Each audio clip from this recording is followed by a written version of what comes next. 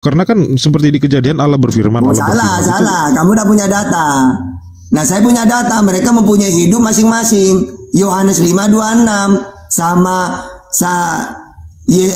Bapa mempunyai hidup dalam dirinya sendiri. Begitu juga anak mempunyai hidup dalam dirinya sendiri. Yohanes 5:26. Kalau memang sama, mana datanya? Silakan. Ya, itu kan dalam kodrat kemanusiaan. Udah data harus pakai data. Yesus, silakan. ya di situ kalau dalam karena kan Yesus bukan Bapa. Katanya hidupnya satu sama, silakan pakai data dulu. Ya banyak di Alkitab, cuman panjang sih, banyak ayatnya begitu. Mana coba? Barusan kata kamu kehidupannya sama satu. Baru saya bantah pakai Yohanes 5:36 tidak sama. Karena mereka berdua sama-sama mempunyai hidup dalam dirinya masing-masing. Nah kata kamu enggak sama, kehidupannya satu. Oke, pakai data silakan. Ya di Yohanes 10:30 kan situ jelas. Apa jelas satu. Apa lu? Jangan pakai itu ayat itu lagi. Kalau kamu pakai ayat itu lagi, maka mereka juga satu loh.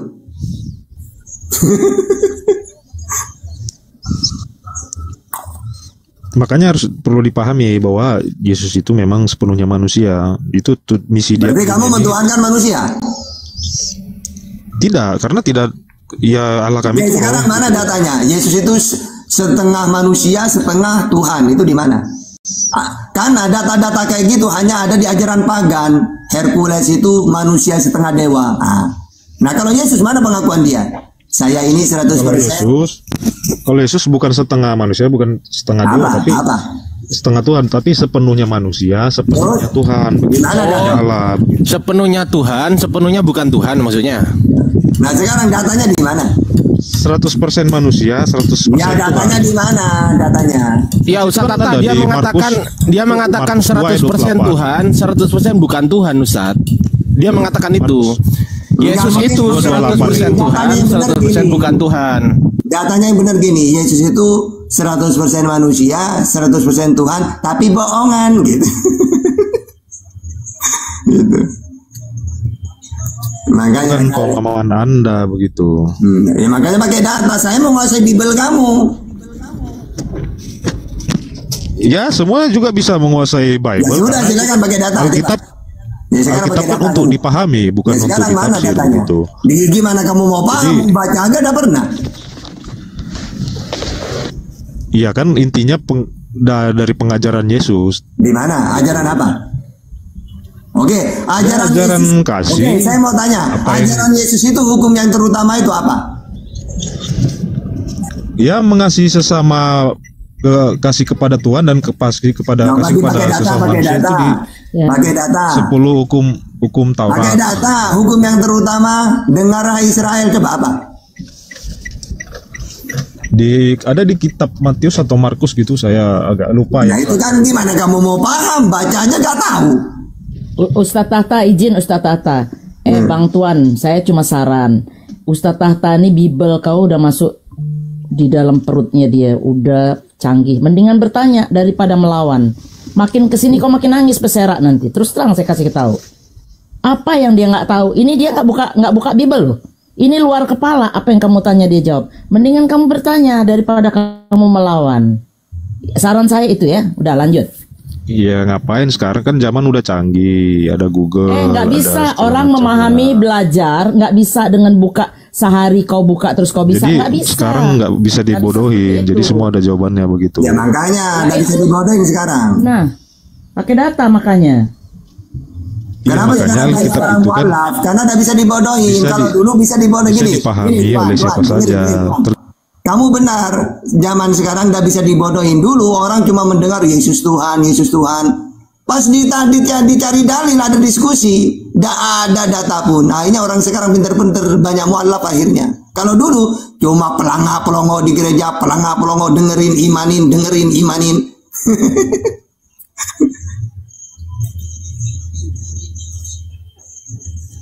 Ini Han, otak nama Kristen bang.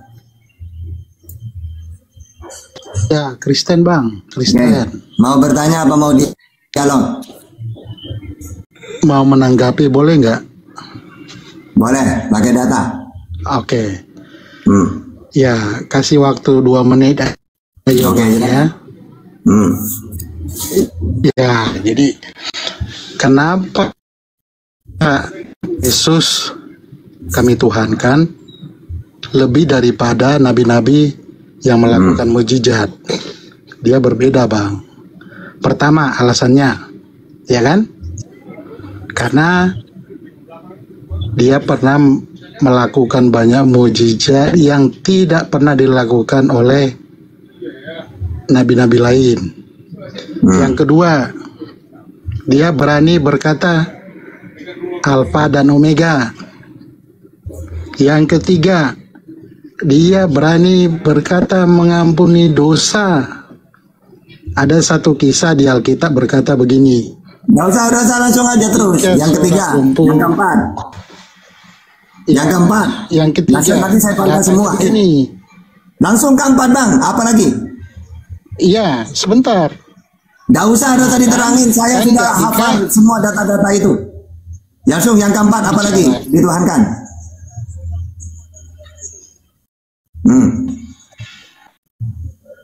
Dia ngerti kenapa. Nggak usah, saya udah lebih ngerti. Saya pakai data saya. Dari nabi-nabi lain. Aduh, udah datang bulan lagi sinyalnya. Begitu. Waduh. Udah Bang, kamu nggak diridhoi oleh Yesus Bang untuk menyampaikan firman Tuhan Bang. Udah, sinyalmu nggak diridhoi oleh Yesus untuk menyampaikan.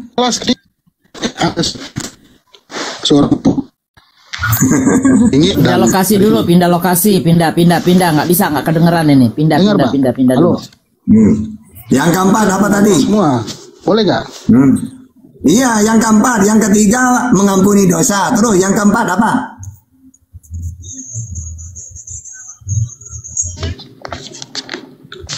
Dia sampai sekarang masih hidup. Semua nabi mati. Oke. Gak ada nabi yang hidup 2000 tahun kecuali Tuhan. Terus apa lagi? Yang keempat. Ayo, apa lagi? Yang kelima, dia akan datang menghakimi, jadi hakim yang agung, memisahkan orang ke neraka dan ke surga. Tunggu saat izin saat ada pernyataan yang nggak sinkron tadi. Dia mengatakan mana ada nabi yang hidup 2000 tahun kecuali Tuhan. Loh, ini nggak sinkron loh. Dia mengatakan di awal nabi, dia tutup dengan kata Tuhan. Loh, ayo. Dengar, yang mana yang nabi apa Tuhan ini? Nabi apa Tuhan? Lebih dari nabi. Dia lebih dari nabi. Yang mengatakan nabi tadi ada loh. Biarin dulu, biar silakan. Lucu gitu loh. Nabi. Loh, Ya, udah, silakan. nggak ngerti. Yang nomor 6 Bang, silakan. Dengar. Udah, yang nomor 6 apa? Nanti abang, dia datang sebagai hakim yang agung. Silakan, terus apa lagi? Mana ada nabi yang datang nanti? Ya sudah kecuali Bang, nomor nabi. 7, nomor 6, ayo. Dia akan membawa orang-orang ke surga. Oke. Tidak ada nabi yang berkata begitu kecuali Tuhan. Terus nomor 8. Tunjukkan ada Nomor nabi 8 yang Bang, woi, 8.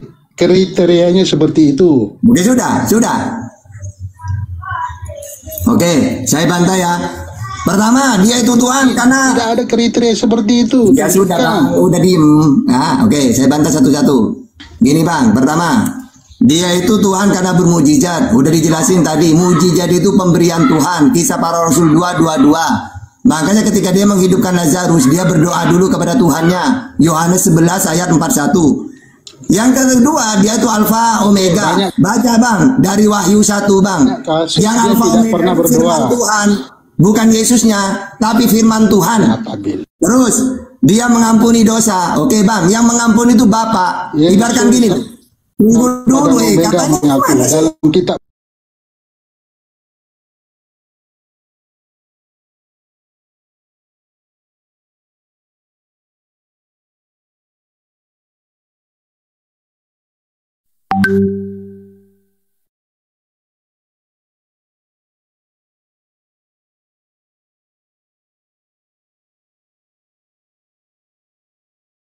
Firmankan oleh Allah kepadaku. Aku sampaikan kepada mereka. Maksudnya gini loh, Sus, ya Tuhan, kamu kan utusanku nih. Tugasnya penyampai firman. Iya Tuhan, apa yang harus aku sampaikan? Bilang ke wanita itu, dosamu diampuni. Oke Tuhan, akhirnya Yesus ngomong, dosamu diampuni. Bukan Yesus yang mengampuni, dia itu penyampai firman. Ya, firman Tuhan itulah firman Tuhan mengampuni wanita itu. Tapi karena Tuhan itu tidak mau turun ke dunia, memakai Yesus. Bilang ke wanita itu ya, dosanya diampuni. Oke Tuhan. Maka Yesus mengatakan dosamu diampuni. Loh, Kristen karena botol. Wah, Yesus itu hebat. Dia bisa mengampuni dosa. Padahal dia menyampaikan firman Tuhan. Yohanes 3:34. Yohanes 12:50. Yohanes 17 ayat 8. Nah terus, dia masih hidup. Bang, kalau masih hidup tidak pernah mati. Ya, lebih hebat Elia bang. Elia itu terangkat ke surga dia. Ya. Nah, Yesus mati dulu dia. Lebih hebat Elia kalau ukuran masih hidup. Ya, karena di dalam 1 Timotius 6:16 yang namanya Tuhan tidak pernah takluk kepada maut. Yesus takluk dia, bukan Tuhan. Lalu kalau ukurannya itu adalah dia itu masih hidup. Loh, bagaimana dengan Elia? Diangkat hidup-hidup. Tidak pernah mati. Nah, jadi gagal ya. Terus, aku akan datang menghakimi. Bang, kalau saya pakai Al-Quran, hadis, dia itu bang ya menghakimi di situ menegakkan syariat Islam. Yang kalau saya pakai Bible, Yesus itu bang tidak menghakimi nantinya bang. Coba ini baca Yohanes 12:47-48. Dan jikalau seorang mendengar perkataanku tetapi tidak melakukannya, aku tidak menjadi hakimnya. Sebab aku datang bukan untuk menghakimi dunia, melainkan untuk menyelamatkannya. Ya. Nah terus bang, andaikan Yesus menghakimi, maka yang dihakimi hanya 12 suku Israel. Mana datanya? Matius 19:28. Yang aku hakimi hanya 12 suku Israel. Karena Yesus diutus untuk mereka. Matius 15:24. Dan mereka yang menolak Yesus. Sehingga di dalam Yohanes 8:37, kalian ingin membunuhku karena kalian tidak mau mengikuti ajaranku Israel. Akhirnya di dalam Matius 19:28 ya mereka yang dihakimi. Nah, oke. Terus ini membawa ke surga, bang.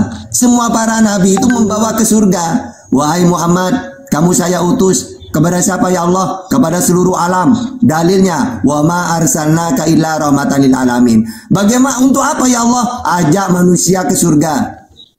Caranya gimana ya Allah? Caranya kenalkan tiada Tuhan selain Allah dan kamu mengaku utusanku. Mangkana akhirul kalam la ilaha illallah dakhalal jannah. Barang siapa yang mentuhankan Allah, maka masuk surga. Nabi Muhammad mengatakan, kullu ummati yadkhulunal jannah illa man aba. Semua umatku pasti masuk surga. Kecuali yang enggan, yang tidak mau. Siapa yang tidak mau? Mereka yang tidak taat kepada Nabi Muhammad. Jadi Nabi Muhammad membawa ke surga dengan cara mentuhankan Allah dan Nabi Muhammad sebagai utusan. Yesus juga sama. Kamu saya utus kepada siapa ya Allah? Kepada Israel. Apa tugas saya? Ajak mereka ke surga. Caranya gimana? Kenalkan tiada Tuhan selain Allah dan kamu ngaku utusanku. Oke Tuhan. Hei Israel, mau nggak kamu tak bawa ke surga? Caranya gimana Sus? Inilah hidup yang kekal. Mereka mengenal Engkau satu-satunya Allah yang benar dan mengenal Yesus sebagai utusan. Jadi jelas ya, semua para nabi mengajak umatnya ke surga. Caranya, kata para nabi itu, kalau kamu ingin masuk surga hidup kekal, maka tuhankanlah Allah dan Yesus sebagai utusan. Kalau Kristen masuk neraka. Kenapa kau masuk neraka? Karena mereka mentuhankan Yesus. Sedangkan kata Yesus, kalau ingin hidup yang kekal, imani dia sebagai utusan. Mana datanya? Yohanes 17 ayat 3, Yohanes 5:24, Matius 19:16. Mampus.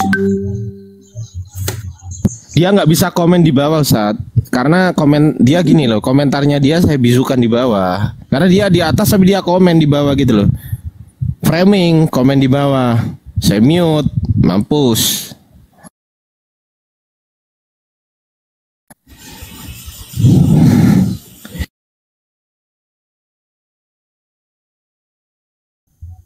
Silakan naikkan lagi siapa. Ingat ya, kalau di Komal Islam itu enak. Ustaz, aku mau tanya Ustaz. Misalnya ya, Tata saya mau naik, tapi saya gak bisa apa-apa tentang Bible. Oke, naik bertanya, enak kan? Iya betul. Yang Ustaz bisa dialog, ya dialog. Lanjut Bang Ardi. Aku mau ini ada tamu dulu, sabar dulu ya. Halo Jilobar, Kristen Islam Bang. Bang Jilobar, panggilan ke-6. Meow. Kok malah meow? Oke, kita naikkan lagi Ustadz. Di sini kita akan pilih-pilih dulu. Yang Muslim minta tolong dibatalkan ya, untuk permintaan naiknya. Minta tolong yang Muslim dibatalkan karena kita akan diskusi. Kita cek.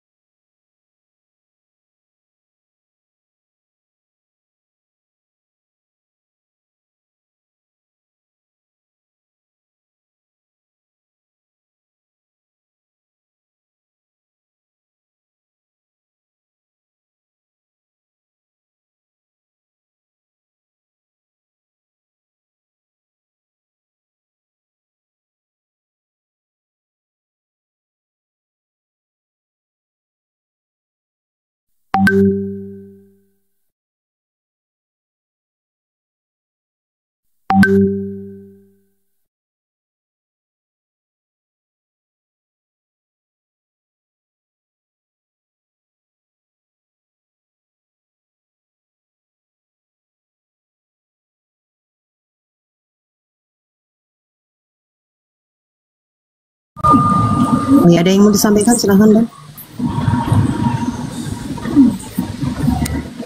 Enggak ada, saya dengar-dengar aja. Oh ya, maaf kalau mau menyimak di bawah dulu ya Bang ya. Soalnya Oh ya, kita kasih roomnya untuk kita. Oke. Assalamualaikum. Bang Zuma. Waalaikumsalam. Bunda ya, aduh ya Allah. Ketemu lagi nih.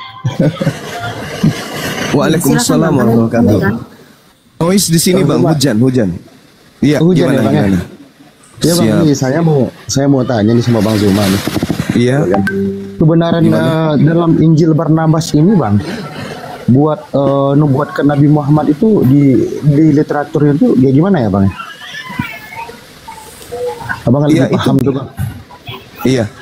Jadi Injil Barnabas. Ya. Injil Barnabas ini nggak dipakai oleh saudara kita Kristen. Jadi cukup bagi kita kemudian Al-Quran yang menyatakan bahwa mereka mengenal Nabi Muhammad sama seperti mereka mengenal anak mereka sendiri. Tetapi yang dimaksud di Al-Quran itu kan ahli kitab. Sedangkan saudara Kristen ini kan bukan ahli kitab. Kristen itu bukan ahli kitab. Yang ahli kitab itu Yahudi dan Nasara. Kalau Kristen bukan. Jadi cukup bagi kita bahwa Al-Quran menyatakan kalau ada nubuatan itu di dalam kitab ahli kitab. Nah, kalau terkait dengan Injil Barnabas, mereka nggak pakai. Ya. Dan mereka juga nggak berani mengatakan bahwa itu adalah palsu. Mereka hanya mengatakan itu adalah Injil apokripa, Injil yang disembunyikan atau Injil yang nggak digunakan. Gitu. Seperti itu Bang. Jadi bagi kita sebagai apologet, cukuplah Bible yang digunakan oleh saudara Kristen untuk membuktikan isi dalamnya, seperti yang diungkapkan tadi oleh saudara siapa itu yang kabur.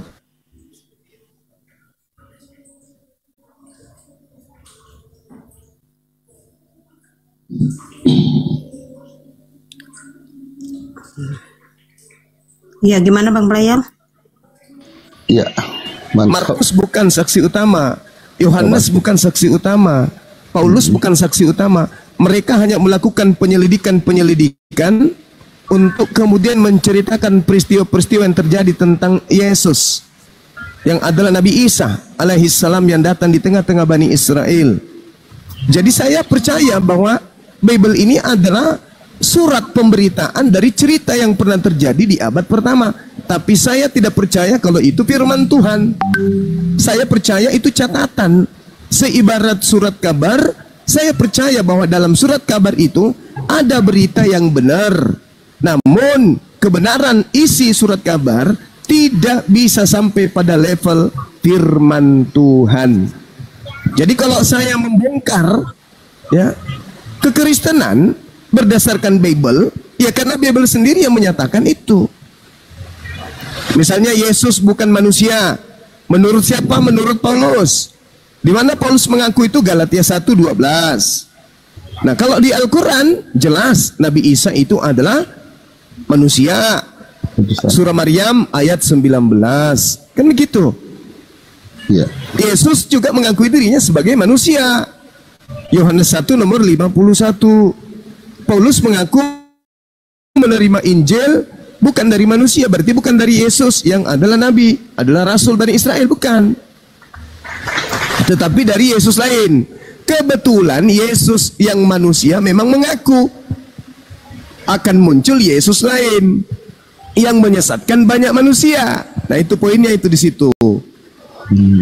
Makanya dalam Al-Qur'an surah Al-Maidah ayat 116 ayat 117 Allah kemudian menceritakan itu kepada kita. Wa isqalallahu ya Isa bin Maryam a anta qulta linnas. Nah, sama dengan tema kita ini. Kristen apakah pembuat kejahatan? Dijawab oleh host. Jelas itu, Matius 7, 22, 23. Itu betul. Mereka ini pembuat kejahatan menurut Yesus. Berdasarkan Matius 7. Nah, Allah juga mendakwai Isa, apakah engkau yang mengajarkan mereka mempertuhankan dirimu? Nah, sedangkan Matius 7 yang diusir dan dipandang sebagai pembuat kejahatan itu adalah orang yang menuhankan Yesus yang hanyalah utusan Tuhan. Jadi sinkron. Jadi Bible kita gunakan bukan untuk membenarkan bahwa Bible itu firman Tuhan, tidak. Tetapi Allah menjelaskan dalam Al-Quran, wa makaru wa makarallah wallahu khairul makirin. Orang-orang membuat makar tentang Nabiullah Isa alaihissalam, lalu kemudian Allah menyatakan Allah membalas tipu daya mereka. Sesungguhnya Allah adalah sebaik-baiknya pembalas kejahatan. Tuh, itulah yang terjadi hari ini, sahabat-sahabat sekalian. Silakan. Iya, sudah dijawab ya Bang Pelayan. Iya, makasih banyak. Bang, saya sapa dulu Bang Animatik. Selamat siang. Selamat siang, Assalamualaikum. Waalaikumsalam. Waalaikumsalam. Ada yang mau disampaikan? Iya, alhamdulillah nih hari ini bisa ngobrol langsung dengan Bang Juma dan kawan-kawan. Iya Bang. Bang, siap. Mau tanya nih Bang. Jadi pengangkatan Tuhan terhadap Yesus itu apakah sejak awal pelayanan Yesus masih hidup atau sesudahnya Bang? Gimana? Pengangkatan terhadap Yesus dijadikan Tuhan ya oleh umat Kristen itu, apakah itu ada penjelasannya saat Yesus masih hidup dalam pelayanannya? Ataukah nanti setelah dia meninggal, kemudian ada pemberitaan ini, kemudian diangkat menjadi Tuhan? Baik. Karena dalam empat kitab ini, Markus, Lukas, Yohanes ini, dalam kisah pelayanan selama perjalanan Yesus, itu tidak menyebutkan secara eksplisit, secara spesifik tentang dirinya Tuhan. Ya. Jadi gimana itu? Iya. Jadi gimana penjelasannya? Jawabannya itu ada di Yohanes 17 nomor 8.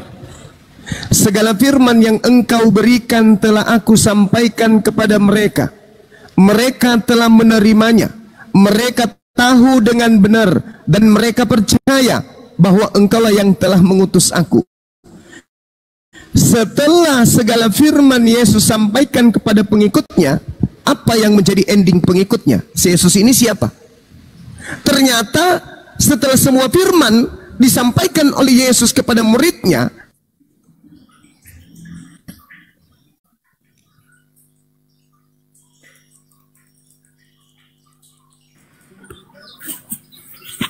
Nggak kok hilang suaranya. Bang Zuma lak soalnya di pegunungan. Sampaikan. Dan murid-muridnya percaya apa? Yesus adalah utusan Tuhan. Selesai. Nggak ada lagi yang lain. Yesus terangkat ke langit. Terangkat ke langit. Lalu mereka membuat makar. Hasil dari makar inilah kemudian mereka panen. Lahirlah agama mereka. Nah, sejak kapan kemudian Yesus itu menjadi dituhankan? Sejak adanya konsili-konsili. Mereka membuat konsili untuk menetapkan Yesus ini. Awalnya murid-murid Yesus itu ya tidak kemudian mempertuhankan Yesus. Tak ada yang mempertuhankan Yesus, tak ada. Jadi kekristenan ini muncul nanti belakangan setelah Yesus terangkat ke langit. Nah, endingnya di sana yang di Yohanes 17:8 tadi, Bang. Segala firman yang kau berikan telah aku sampaikan kepada mereka, dan mereka telah percaya, mereka telah menerimanya, dan mereka percaya bahwa engkau yang telah mengutus aku. Itu selesai. Siapa yang percaya Yesus sebagai utusan, selamat. Yohanes 17:3. Hidup kekal itu adalah mereka mengenal engkau satu-satunya Tuhan dan mengenal aku Yesus yang engkau utus. Tuh, finalnya itu di situ. Jadi murid-murid Yesus selama bersama dengan Yesus, menerima firman dari Yesus, tidak ada satupun murid Yesus yang menjadi Kristen, mempertuhankan dan mengibadahi Yesus. Demikian, saudara. Silakan. Iya, Bang, udah dijawab ya, Bang ya. Silakan simak di bawah ya, Bang ya. Terima kasih Bang Juma. Bisa ada tambahan lagi Bang Juma? Iya, insya Allah. Bang Juma, ya saya mau. Bang Zul sudah moderator ya, Bang Zul. Bang Zul sudah moderator. Baik. Bang Juma. Sebentar Bang Huzaibah. Assalamualaikum warahmatullahi wabarakatuh. Saya sampaikan kepada teman-teman Muslim. Mohon maaf, jangan dulu minta multi naik ya, supaya terjadi dialog, karena waktunya Gurunda ini tidak banyak, jadi jarang-jarang Gurunda naik ya. Jadi mohon maaf buat teman-teman Muslim, tolong kalau mau bertanya nanti langsung tanya saja di live.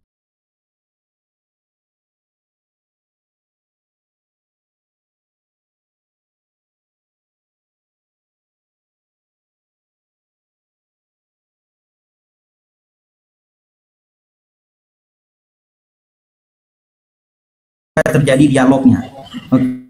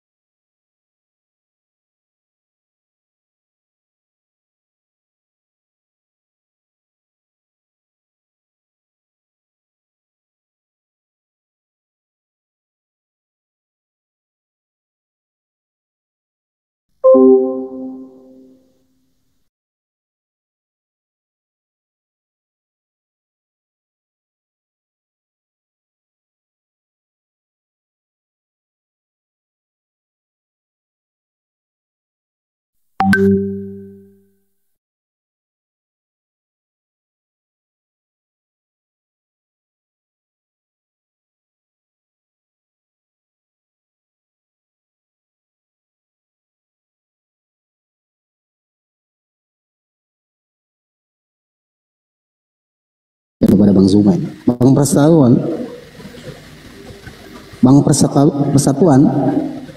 duh. Ya, Bang Persatuan monitor. Enggak, kalau yang tidak ada suara, anu saja host, langsung turunkan saja host. Iya. Iya. Silakan Mbak siapa ini? Mbak Mbak Ian, Pak Ian, silakan naikkan aja. Ya, bisa naikkan. Ya, Bang Haji Bolot. Selamat siang.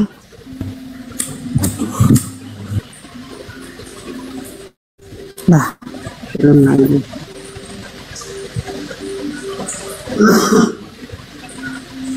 Banyak yang muslim yang minta naik. Iya, yang muslim banyak yang minta naik ya, Masya Allah. Wiratna Monitor. Assalamualaikum warahmatullahi wabarakatuh. Waalaikumsalam warahmatullahi wabarakatuh. Ada yang mau disampaikan, Mbak? Mau kan sedikit buat Bang Juma dari Bu Ratna Solo. Bang ya, Juma. Waalaikumsalam warahmatullahi wabarakatuh. Iya, Bu. Iya, gini.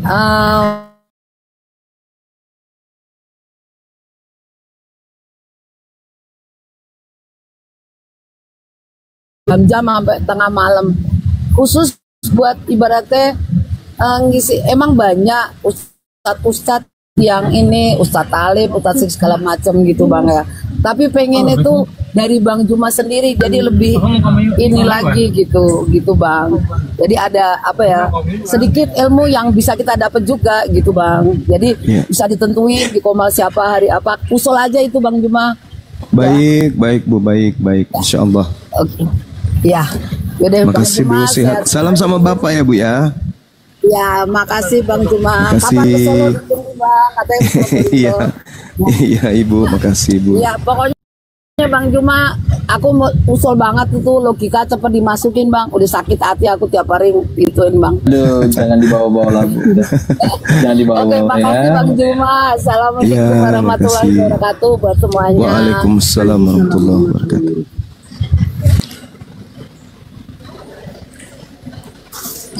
Silakan teman-teman Kristen yang mau naik, silakan ajukan.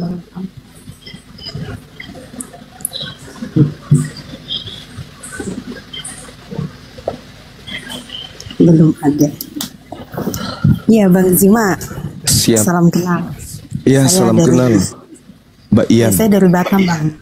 Batam. Oh iya, Masya Allah. Batam, Sumatera Utara juga itu kan ya? Enggak, Kepulauan Riau. Oh, Kepulauan Riau, iya ya. Ya, mau izin barangkali ada rencana berkunjung ke Batam gitu Bang. Sebenarnya ada undangan untuk memberikan materi di sana. Cuman belum terjadwal ulang lagi. Oh gitu. Kayaknya di sini juga lumayan banyak fansnya Bang Juma, mungkin suatu saat bisa berkunjung. Amin, amin, amin.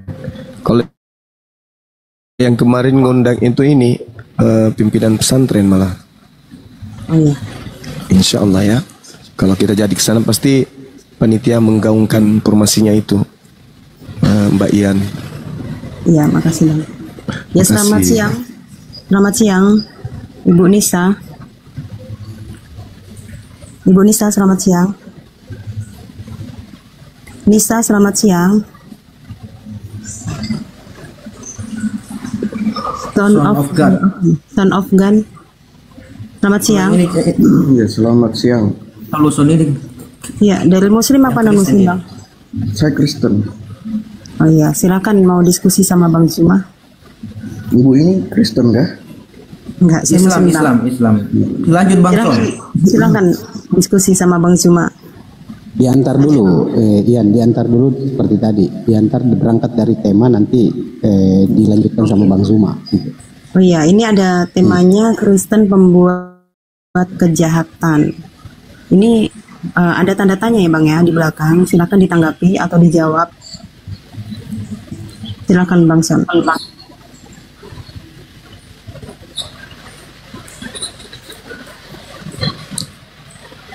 Silakan Bung. Bang Son, monitor Bang Son. Iya, silakan. Kenapa Kristen itu dianggap Yesus sebagai pembuat kejahatan? Anda lihat di dalam Matius 5 nomor 19. Barang siapa yang meniadakan setitik dari hukum Taurat, meskipun yang paling terkecil, lalu mengajarkan kepada anak-anaknya, kepada orang lain, maka dia akan menempati tempat terhina di dalam kerajaan langit. Nah, Anda tahu itu kan? Anda paham Yesus yang meneguhkan itu. Tetapi Anda membiarkan diri Anda diajarkan tidak melaksanakan hukum Taurat. Anda justru kalau Anda sudah punya anak juga mengajarkan anak-anak Anda untuk melakukan hal yang sama. Berarti Anda membuat kejahatan.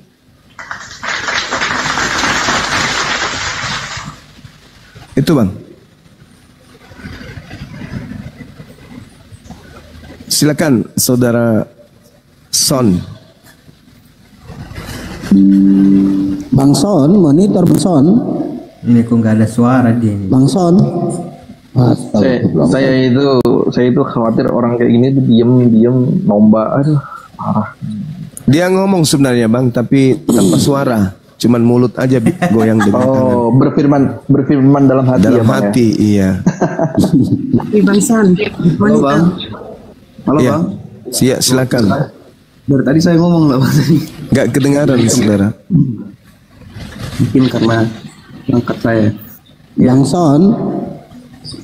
Saya ingin bertanya, Ya. kalau misalnya meniadakan salah satu dari hukum Taurat itu, sekalipun yang terkecil, yang paling kecil, maaf, kira-kira saya baru belajar juga ini Bang ya, apa yang pernah ditiadakan dari hukum Taurat? Yang pertama, hukum pertama, jangan ada ilah lain di hadapanku. Kalian membuat ilah baru bernama Yesus. Itu Bang. Ya. Anda sudah melanggar itu. Ya. Oke. Tetapi bagaimana ketika Yesus yang menyatakan diri sebagai apa? Silakan Anda tunjukkan dalilnya.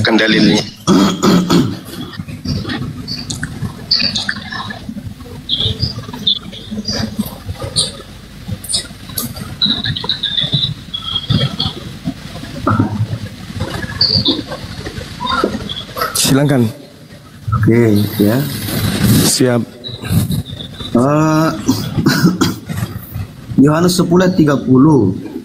Aku dan Bapa adalah satu. Yohanes 14 ayat 9 sampai 10. Satu aja dulu. Ya, oke. Kita urai satu aja dulu ya. Aku dan Bapa adalah satu. Bisa bacakan Yohanes 8 nomor 29, Bang? Boleh. Ya, silakan. 8 29 coba.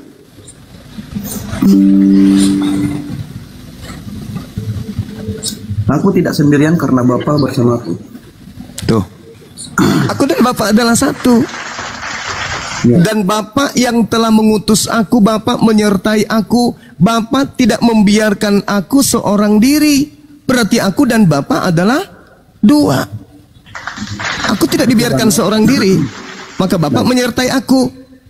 Aku dan Bapa adalah satu. Kan gitu Bang? Oke. Saya akan mulai berbicara agak ya, silakan. Di kami ya, saya terus terang saja khususnya Trinitas ya. Tritunggal. Percaya bahwa Bapa, Anak, dan Roh Kudus itu adalah pribadi yang berbeda-beda. Tapi dalam satu hakikat. Ya. Ketika Yesus tidak punya Bapa, seorang Allah misalnya, itu ketuhanannya itu gugur, kealahannya gugur. Ya. Tapi Yesus di sini kami satukan hakikatnya dengan Bapa karena menyetarakan diri dengan Bapanya. Jadi kira-kira seperti itu singkatnya. Jadi karena kesetaraan Yesus dengan Bapanya ini, kami mengalahkan dia. Oke, boleh saya tanggapi? Boleh. Ya, Bung, yang ingin menyetarakan dirinya dengan Bapa itu siapa? Yesus itu sendiri. Sabar, saya ulang lagi. Terlepas dari Yesus yang Anda maksud, yang ingin menyamai Sang Yang Maha Tinggi itu siapa? Manusia, malaikat, atau iblis? Dalam konteks ini ya Yesus memang manusia karena dia anak. Saya ulang lagi saudara. Yang ingin menyamai pencipta langit dan bumi setara dengan pencipta langit dan bumi itu siapa? Iblis, manusia, malaikat? Pertanyaannya apa Bang? Bukan siapa. Kalau saya dikatakan siapa berarti Yesus. Tapi kalau apa ya manusia. Di mana Yesus ingin menyetarai dirinya dengan Tuhan, dengan Bapa? Ya, itu tadi Bang, aku dan Bapa adalah satu. Ya, kan tadi saya sudah mengatakan kepada saudara, Yohanes 8 nomor 29 itu. Kan jelas sekali tuh. Maksud daripada Yesus tak ada sama sekali ingin menyamai. Dan Bapa yang telah mengutus aku menyertai aku, dan dia Bapa tidak membiarkan aku seorang diri, sebab aku senantiasa berbuat apa yang berkenan kepadanya. Masa menyetarakan dengan Bapa? Di situ jelas-jelas Yesus mendudukkan dirinya sebagai hamba yang taat menjalankan apa yang berkenan. Kok menyetarakan Bapa? Iya Bang, begini, orang Kristen memandang ketika ada pernyataan seperti itu dari Yesus, berarti Yesus ini menyetarakan diri dengan Bapaknya. Nah, berarti orang Kristen percaya Bang, ya, alasan terbesar Yesus disalib, alasan terbesar Yesus disalib itu karena menyamakan diri dengan Bapa. Seandainya tidak menyamakan diri dengan Bapa pada zaman itu, ya, kemungkinan Yesus tidak disalib. Salah. Karena itulah jalannya Bang ya. Anda keliru menilai itu. Ya, Yohanes 14 ayat 9 sampai 10. Aku adalah jalan, kebenaran dan hidup. Barang siapa yang mengikut dia, ya, Yesus mengklaim akan selamat. Ya, keselamatan diberikan oleh siapa Bang? Maksudnya? Keselamatan yang Yesus ajarkan itu diberikan oleh siapa? Oleh Bapaknya. Oleh Bapaknya. Oleh Bapaknya. Anda sendiri menjawab, berarti Yesus tidak sedang menyamakan dirinya dengan Bapa. Ya, tetapi tidak ada jalan lain menuju Bapa ini ketika bukan Yesus. Lah, berarti Yesus adalah jalan bukan tujuan kan? Loh, kalau dia jalan berarti dia pantas tujuan, makanya kan disebut pengikut Kristus. Saudara, gimana ini? Anda menuduh Yesus menyatakan menyamakan dirinya dengan Bapa. Yang mau menyamakan dirinya dengan Bapa itu cuma iblis. Baik Bang, saya akan menyampaikan pandangan saya ya, tentang Yesus ini. Ya. Sekarang Anda, sabar dulu, saya lagi berbicara.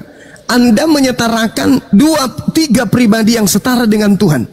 Bedanya Anda dengan iblis itu apa kira-kira? Sedangkan Yesus sendiri mengatakan, Bapa yang mengutus aku lebih besar daripada aku. Aku tidak dapat berbuat apa-apa dari diriku sendiri. Bahkan sekedar berkata pun aku tidak berkata-kata dari diriku sendiri. Bahkan aku datang ke atas muka bumi ini bukan atas kehendakku sendiri. Anda kemudian datang muncul menyamakan Yesus dengan Tuhannya Yesus. Kira-kira Anda dengan iblis bedanya apa? Anda sedang mengagungkan siapa ini yang ingin menyamai Tuhan? Yesus berkata, iblislah yang menjadi bapakmu, dan kamu mau melakukan keinginan-keinginan bapakmu. Atas kehendak siapa sampai saudara terdorong untuk menyamakan Tuhan pencipta langit dan bumi dengan Tuhan Anda yang Anda katakan Yesus itu? Karena hanya iblis yang ingin menyamai Tuhan. Coba Anda baca Yesaya 14 nomor 12, 13, 14. Hanya iblis yang ingin menyamai Tuhan. Jadi begini Bang, makanya kami percaya dengan Tritunggal berbicara tentang apa kodrat Yesus ini sebenarnya. Nah, yang Anda angkat Yesus, kodrat Yesus itu yang datang kepada Paulus, bukan yang datang kepada Bani Israel. Beda. Boleh, boleh. Ya, silakan. Kenapa Yesus mengatakan Bapakku lebih besar daripada aku? Ya, kalau dikatakan Bapa, jelas pasti Bapaknya lebih besar. Di kehidupan kita pun ya Bapa lebih besar daripada kita, Bapak kita ya. Nah, itu tahu. Nah, tetapi kita tidak berbicara konteks Allahnya Bang. Ya, hakikatnya ini Bang.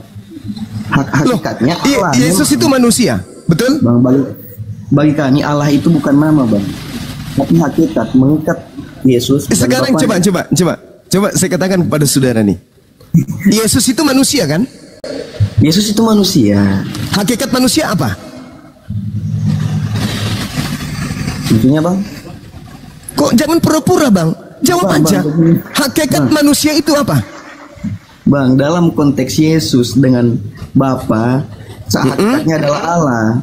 Di mana Anda mendapatkan ilmu itu? Di mana? Ilmu dari mana? Bang, boleh ya? Matius silakan. 63 sampai 64. Yesus mengaku sebagai anak Allah. Di situ sebagai anak. Gimana nih? Saya bilang, Bang. Kok satu hakikat gimana nih? Bisa ke satu hakikat dalam Allah. Yang mengajarkan Anda Yesus satu hakikat itu siapa? Coba Anda lihat di dalam 1 Timotius 2 nomor 5. Coba Bung. Karena Allah itu esa, dan esa juga dia yang menjadi perantara antara Allah dan manusia, yaitu manusia Kristus Yesus. Pertanyaan saya, ada berapa yang esa di situ? Bang, begini Bang. Begini. Ya, begini. Kami orang Kristen itu percaya dengan satu Allah. Lah, kalau percaya dengan satu Allah, kenapa jadi 3? Jadi dalam konteks kami, Bang, yang iman kami dan Trinitas itu 3 pribadi yang berbeda ya dapat dibedakan, berarti 3 pribadi yang berbeda dapat dibedakan. Apanya yang dapat dibedakan? Tempatnya, ya, sosoknya, bentuknya, itu yang dapat dibedakan. Ya. Gimana ceritanya? Dan apanya yang tidak dapat dipisahkan? Apanya yang tidak dapat dipisahkan? Karena dikatakan dapat dibedakan tetapi tidak dapat dipisahkan. Apa yang tidak dapat dipisahkan? Jadi yang hakikat dipisahkan adalah hakikat kealahannya. Oke. Jadi hakikat satu itu anak, apa? Satu Bapa, satu Roh Kudus, ya. Hakikat itu apa? Hakikat itu ya adalah keadaan yang sebenarnya. Beberapa. Hakikat itu adalah keadaan yang sesungguhnya, betul? Bagi saya hakikat itu adalah sesuatu hal yang mengikat beberapa. Oh, ilmu dari mana itu? Pantas aja error. Anda tidak mengerti hakikat, hakiki. Hakikat dari sesuatu itu adalah keadaan yang sesungguhnya. Ya, itu hakikat. Keadaan yang sesungguhnya Bapa, Anak dan Roh Kudus itu adalah satu. Itu keadaan yang sesungguhnya.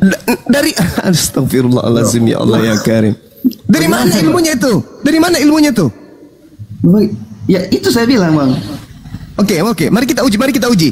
Sebelum alam semesta ini diciptakan, yang berdiri sendiri siapa? Tuhan kan? Tuhan kan? Yang berdiri sendiri sebelum apa, Bang? Sebelum alam semesta dicipta, sebelum ada ciptaan, yang berdiri sendiri Tuhan kan? Ya. Hakikat Tuhan di sana ada 1 pribadi atau 3 pribadi? 1 pribadi. 1 pribadi. Bagus. Ya. Ada Yesus nggak di situ? Di 1 pribadi itu? Bang, Yesus mengatakan aku sudah ada sebelum Abraham ada. Ada Yesus nggak di situ? Ada. Di 1. Sahabatku ya, hidayah Muslim, syukran. Bang. Ada Yesus pada saat alam semesta belum dicipta. Iya, Bang, adalah karena dia itu firman yang menjadi Astagfirullahalazim, ya Allah ya Karim. Jadi Yesus lebih tua dari Maria. Dalam konteksnya, Bang, ya, dia sebagai Tuhan, ya iya memang. Di mana Yesus sebagai Tuhan pada saat Tuhan berdiri sendiri, Cak Ayu? Hai, kok gilanya kelewatan kali gilanya. Pada saat alam semesta belum dicipta, hanya ada Tuhan pencipta langit dan bumi berdiri sendiri. Kok di situ ada Yesus? Bang, hei, saudara. Bang, Bang, boleh ya saya berbicara ya? Coba kamu buktikan bahwa sebelum alam semesta dicipta, sebelum Yesus itu ada, sebelum Adam bersilsilah, Yesus itu sudah ada. Itu di mana? Coba silakan. Kalau dikatakan misalnya Yesus ini adalah firman ya, dari Allah. Firman ini kan sudah sejak dari awal, dari Allah ini, dari Bapa ini. Saya tidak bertanya tentang firman, yang saya tanya Yesus. Kalau Yesus dalam wujud manusia memang ia tidak pada saat itu. Kalau dalam sekarang Anda baca Matius 4 nomor 4. Coba Anda baca Matius 4 nomor 4. Yesus ini sudah sejak dari awal ada. Coba Anda baca. Jadi yang ada pada Tuhan adalah firman, betul? Iya, dari Bapa. Bukan Yesus kan? Bapa menfirmankan Yesus sebagai anak dalam wujud manusia. Bukan Yesus kan? Yang firman yang ada pada Tuhan itu bukan Yesus kan? Yesus ini firman dari Bapa. Tunggu dulu saudara, jangan gila permanen apa? Loh, gimana? Yohanes. Bagaimana Bang ini? Anda yang bagaimana? Yohanes 1 nomor 14, firman menjadi manusia. Firman menjadi bakso. Sorry. Firman menjadi bakso atau menjadi apa ini? Yohanes 1 nomor 14. Ayolah saudara, buka diri. Mari belajar. Gratis. Tanpa perpuluhan kalau dengan saya. Ya, siap. Coba. Yohanes 1 nomor 14. Firman itu telah menjadi daging Dan daging. Dan ya oke. Memang. Nah sekarang pertanyaan saya, daging ini apakah sudah ada sejak semula bersama dengan Bapa? Iya, dalam wujud firman, tapi itu telah menjadi daging. Saudara, berarti kalau gitu, iya bang. Bagaimana bang? Halo bang. Mohon dimaklumi teman-teman, Bang Zuma ini posisi di gunung, jadi kadang itu jaringannya Gurunda itu lagi putus-putus, soalnya jaringannya tidak stabil. Lanjut Gurunda. Bagaimana suara saya kedengaran? Kedengaran.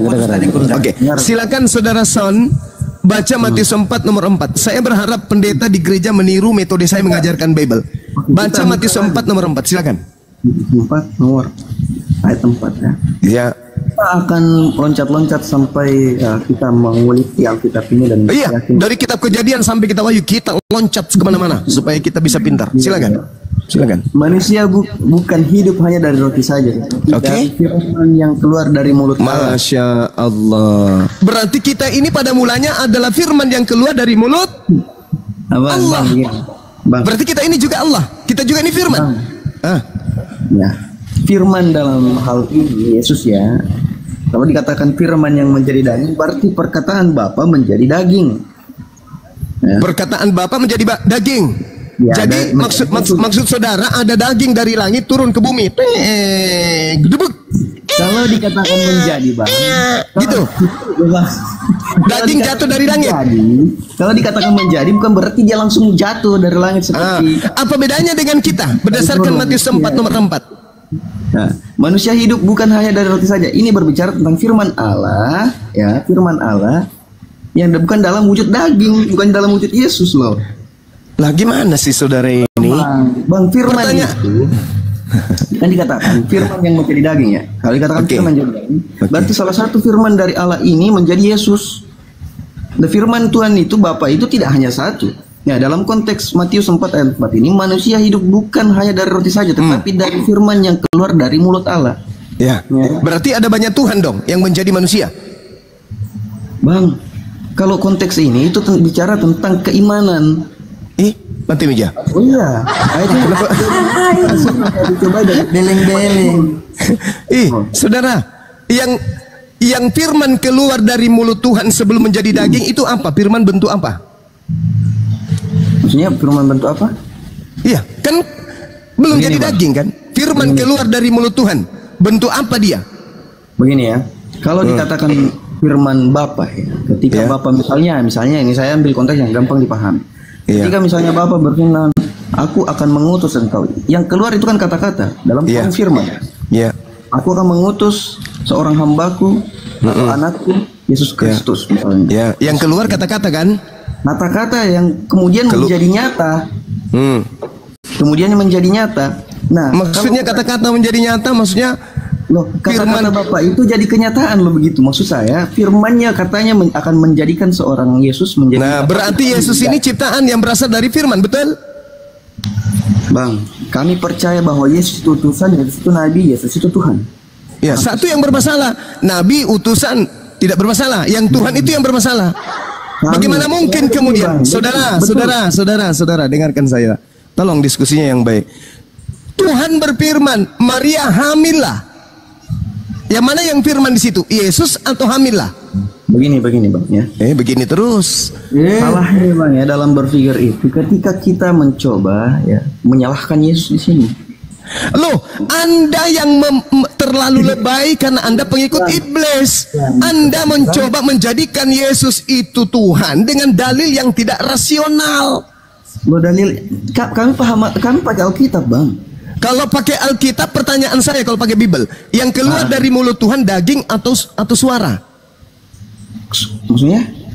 Selalu bertanya kalau mulai kepergok membohong, selalu bertanya. Maksudnya? Begini bang, tidak apple to apple pertanyaan abang. Kok yang keluar dari mulut Allah kok daging, sedangkan di Alkitab tidak pernah dikatakan bahwa yang keluar dari mulut Allah itu adalah daging? Oke, baik.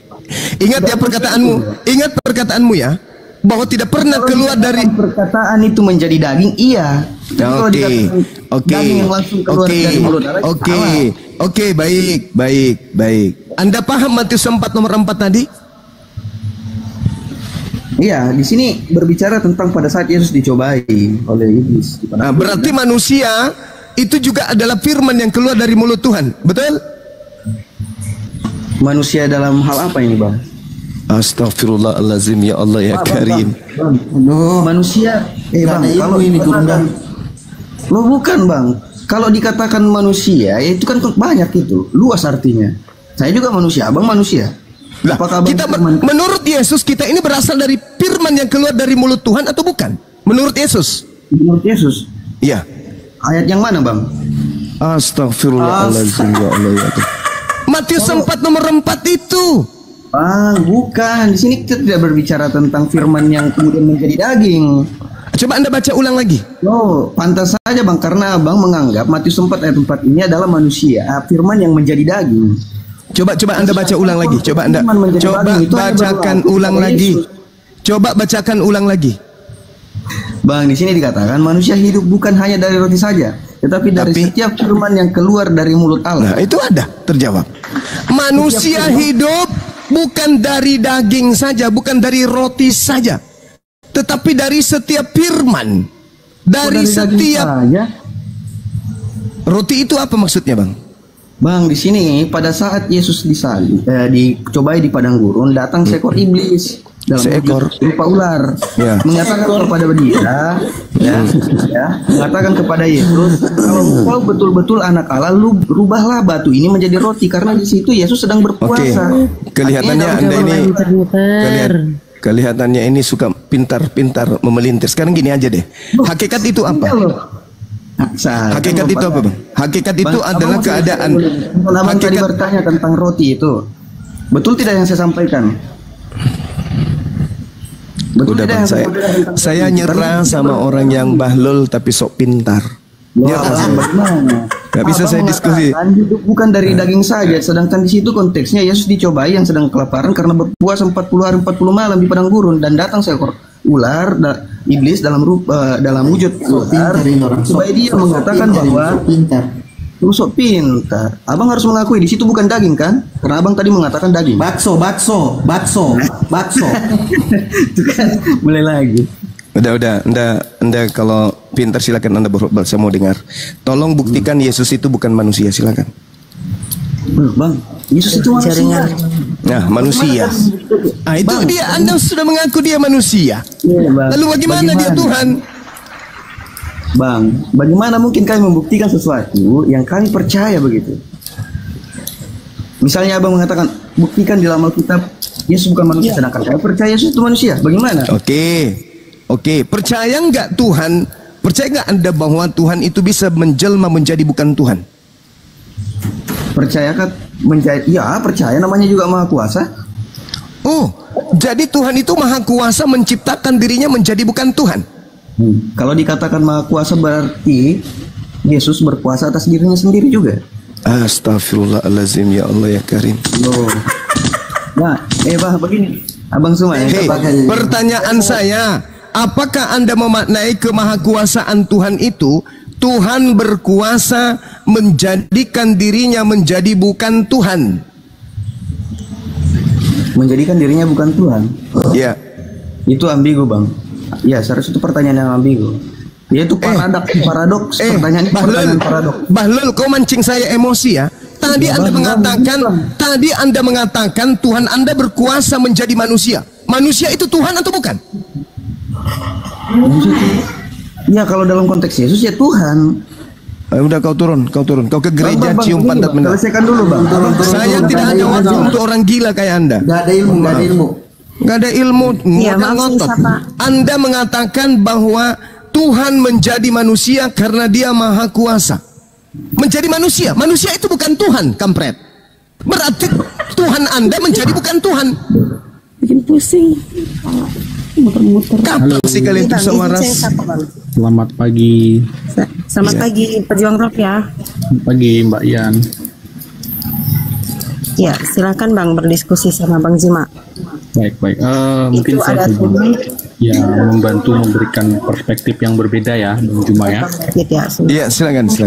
Oke. Jadi memang untuk melihat ketuhanan Yesus itu, ya menurut saya kita mesti memahami dulu apa itu perjanjian lama, apa yang dikatakan di sana. Karena kalau kita berputar-putar di perjanjian baru, ya kan, itu nggak akan ada habisnya. Kita mesti ngerti dulu perjanjian lama, baru nanti kita ke perjanjian baru. Maksudnya kita ngakal-akalin dulu kitabnya orang Yahudi gitu maksudnya kan ya. Makanya saya diskusi ini. Kita akan akal-akali dulu kitabnya Yahudi. Pasti itu. Kita akal-akalin kitabnya orang. Iya, lanjut. Tidak. Oke, saya mulai dengan firman Tuhan yang dari Yesaya 43 ayat 11. Oke, bunyinya begini. Yesaya 43 ayat 11. Akulah Tuhan, dan tidak ada juru selamat selain daripadaku. Oke. Jadi juru selamat itu adalah Tuhan itu sendiri. Nah, barulah kita lompat kepada Matius 1:21. Oke. Perjanjian baru nih. Ini penggenapannya. Ia akan melahirkan anak laki-laki dan engkau akan menamakan dia Yesus, karena dialah yang akan menyelamatkan umatnya dari dosa mereka. 1. Lukas 2 ayat 11. Hari ini telah lahir bagimu juru selamat, yaitu Kristus Tuhan di kota Daud. Juru selamat. Kristus Tuhan. Lukas 19 ayat 1. Sebab anak manusia datang untuk mencari dan menyelamatkan yang hilang. Juru selamat. Yohanes 1 ayat 29, ya kan? Pada keesokan harinya Yohanes melihat Yesus datang kepadanya dan ia berkata, lihatlah anak domba Allah yang menghapus dosa manusia. Lanjut, Yohanes 12 ayat 47. Dan